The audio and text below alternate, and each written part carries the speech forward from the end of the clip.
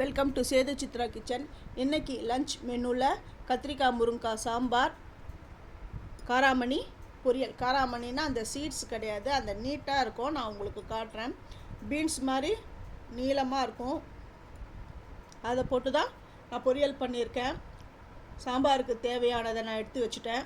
ஏன்னா இவ்வளோ பச்சை மிளகாவான்னு கேட்காதீங்க, இவ்வளோ பச்சை மிளகாலாம் நான் போட மாட்டேன். 1-2 அதுக்கு மேலே பச்சை மிளகா கிடையாது. நான் ரேஷன் துவரம்பருப்பு தான் எடுத்திருக்கேன். ரேஷன் துவரம்பருப்பை சில பேர் வேஸ்ட் பண்ணிடுறீங்க. அந்தமாரி வேஸ்ட் பண்ணாதீங்க, ரொம்ப நல்லாவே வரும் சாம்பார். ரேஷன் துவரம்பருப்பு 1 கப், அதுக்கு 1/4 கப் சிறுபருப்பு. அதை நல்லா வாஷ் பண்ணிட்டேன். மஞ்சத்தூள், அப்புறம் பெருங்காயத்தூள் நான் சேர்க்குறேன். இதுக்கப்புறம் தனியாத்தூள் 1 ஸ்பூன் சேர்த்துக்கோங்க. இந்த சாம்பார் ரொம்ப மணமாக ரொம்ப நல்லாயிருக்கும்.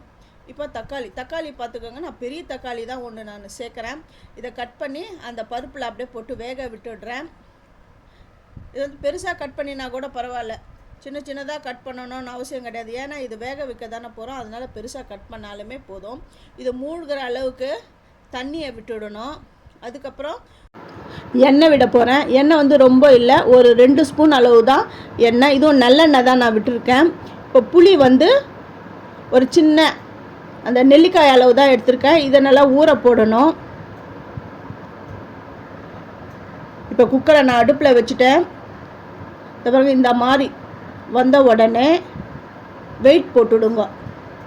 இது ஒரு 3 விசில் விடலாம். சாம்பாருக்கு தேவையான காய் எடுத்திருக்கேன். முருங்காய், கத்திரிக்காய், 2 பச்சை மிளகாய் கீத்தா கட் பண்ணியிருக்கிறேன், வெங்காயம், அப்புறமா கருவேப்பிலை எடுத்திருக்கேன். இந்த எல்லா காய்கறியும் இதில் ஒன்றா போடுறேன். ஃபஸ்ட்டு என்னுடைய வீடியோவை பார்க்குறவங்க சப்ஸ்கிரைப் பண்ணலைன்னா சப்ஸ்கிரைப் பண்ணுங்கள், ஆல் அண்ட் ஆப்ஷனை தொடுங்க. அப்போ தான் நான் போகிற ஒரு வீடியோவுடைய நோட்டிஃபிகேஷனும் உங்களுக்கு காட்டும், உங்களுக்கும் ஹெல்ப்ஃபுல்லாக இருக்கும். இந்த ரெசிபிலாம் உங்களுக்கு பிடிச்சிருந்ததுன்னா நீங்கள் உங்கள் ஃப்ரெண்ட்ஸுக்கும் நீங்கள் ஷேர் பண்ணி விடுங்க. இப்போ என்ன லஞ்ச் பண்ணணும் அப்படின்ட்டு நமக்கு ஒரு நாளைக்கும் ஒரு குழம்பு என்ன வைக்கணும் அப்படின்னு நமக்கு ஒரே கன்ஃபியூஸாக இருக்கும். நீங்கள் சட்டுன்னு இந்த கத்திரிக்காய் முருங்காய் இருந்ததுன்னா கத்திரிக்காய் முருங்காய் போட்டு சாம்பார் பண்ணலாம், சூப்பராக இருக்கும் இந்த சாம்பார். அதாவது நம்ம செய்கிற மெத்தடில் சில பேருக்கு ஐயோ சாம்பார் அது கொஞ்சம் சல்லுன்னு இருக்குமே அப்படின்னு நினைப்பாங்க. இந்த மாதிரி மெத்தடில் பண்ணுங்கள், எல்லாருக்குமே சாம்பார் ரொம்ப பிடிக்கும். இப்போ இந்த காயை தண்ணி விட்டு வேக விட்டுட்டேன். இப்போ இந்த காய்க்கு தேவையான உப்பை நான் சேர்த்துட்டேன். இப்போ தனி மிளகாய்த்தூள், குழம்பு மிளகாய்த்தூள் போட்டுறேன். தனி மிளகாய்த்தூள் ரொம்ப காரம் இருக்காது, இது காஷ்மீரி மிளகாய்த்தூள் தான். அது 1 ஸ்பூன். குழம்பு மிளகாய்த்தூள் நான் வீட்லேயே அரைச்ச அந்த குழம்பு மிளகாய்த்தூள் தான் நான் அதை சேர்க்குறேன். அது ஒரு 2 ஸ்பூன் நான் சேர்க்குறேன். இப்போ காயெல்லாம் வெந்துடுது, வேறு முருங்காவும் நல்லா வெந்துடுது. இந்த டைமில் பருப்பு வெந்திருக்குது இல்லைங்களா, அதை எடுத்து இதை கடைஞ்சி இந்த காயில் நான் விட போகிறேன். இது கடைய வேண்டிய அவசியமே இல்லை, இது 3 விசில் விட்டேன். இது கரண்டி விட்டு அப்படி கலந்தாலுமே போதும், நல்லா மசிஞ்சிடும். இதோ பாருங்கள், நல்லா மசிஞ்சிடுது. இந்த தக்காளிலாம் நல்லா இதோட மேஷ் ஆகிடும். கரண்டி விட்டு லைட்டாக கலக்கினாலுமே போதும், அப்படியே மேஷ் ஆகிடும். நீங்கள் கடையணும் என்ற அவசியமே கிடையாது. இப்போ வெந்திருக்கிற காயில் இந்த பருப்பை இதில் நான் சேர்த்துடுறேன். சேர்த்துட்டு கொஞ்சம் தண்ணி விட்டு இதில் சேர்க்கணும். அந்த குக்கரில் கொஞ்சம் தண்ணி விட்டு நான் இந்த சாம்பாரில் நான் சேர்த்துடுறேன்.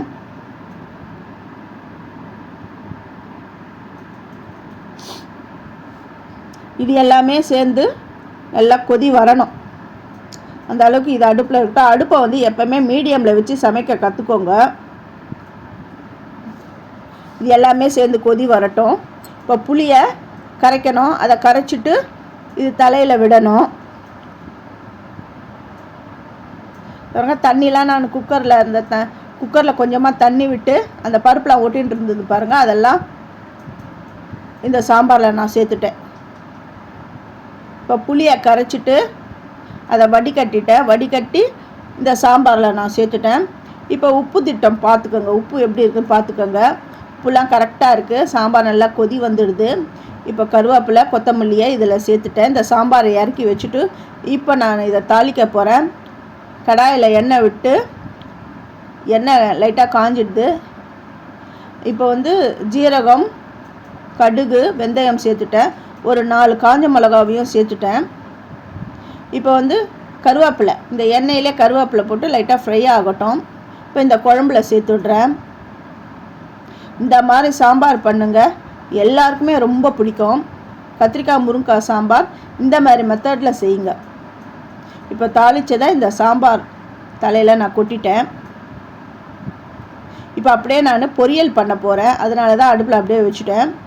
இப்போ லைட்டாக கொத்தமல்லியை தூவிடலாம். இப்போ அதில் கடுகுலாம் கொஞ்சம் இந்த கடாயில் ஒட்டின்னு இருக்கும், அதனால் கொஞ்சமாக தண்ணியை விட்டுட்டேன். நான் தண்ணியை விட்டு நல்லா கொதிக்க விட்டுட்டு அதையும் இந்த சாம்பாரில் சேர்த்துட்டேன். இப்போ பொரியல் பண்ணலாம். அதுக்கு முன்னாடி இந்த சாம்பாரில் கொஞ்சமாக கொத்தமல்லி தழைகளை சும்மா கார்னிஷிங்காக அப்படி போட்டாச்சு. அதை மூடி அவ்வளோதாங்க, சாம்பார் ரெடி ஆகிடுது. இப்போ பொரியல் பார்ப்போம். இப்போ கடாயில் எண்ணெய் விட்டுட்டேன், உளுந்தம்பருப்பு போட்டிருக்கேன், கடுகு சேர்த்துட்டேன். கடுகு பொரிஞ்சிடுது, உளுந்தும் லைட்டாக செவந்து வந்துடுது பாருங்க, உளுந்து செவந்து வருது. இந்த டைமில் கட் பண்ணி வச்சுருக்கிற வெங்காயம் அப்புறமா கருவேப்பிலை அது ரெண்டுத்தையும் இதில் நான் சேர்த்துட்டேன். பச்சை மிளகா ஒன்றே ஒன்று சின்ன சின்னதாக கட் பண்ணி வச்சுருக்கேன், அதையும் இதில் நான் சேர்த்துட்றேன். பச்சை மிளகா வேணாம் அப்படிங்கிறவங்க ஸ்கிப் பண்ணிக்கோங்க.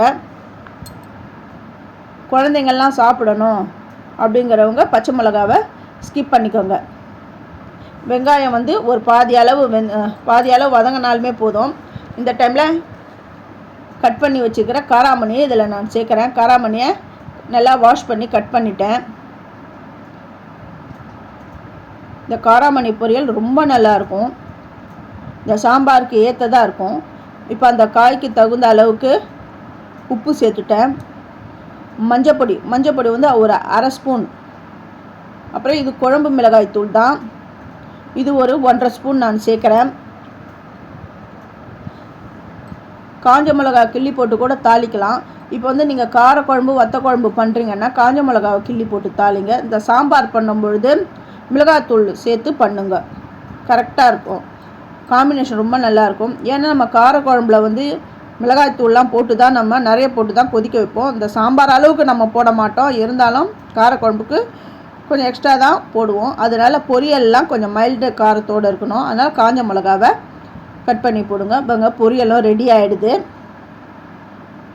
கத்திரிக்காய் முருங்கைக்காய் சாம்பார், பொரியல், காராமணி பொரியல், சாதம், அப்பளம், நெய்.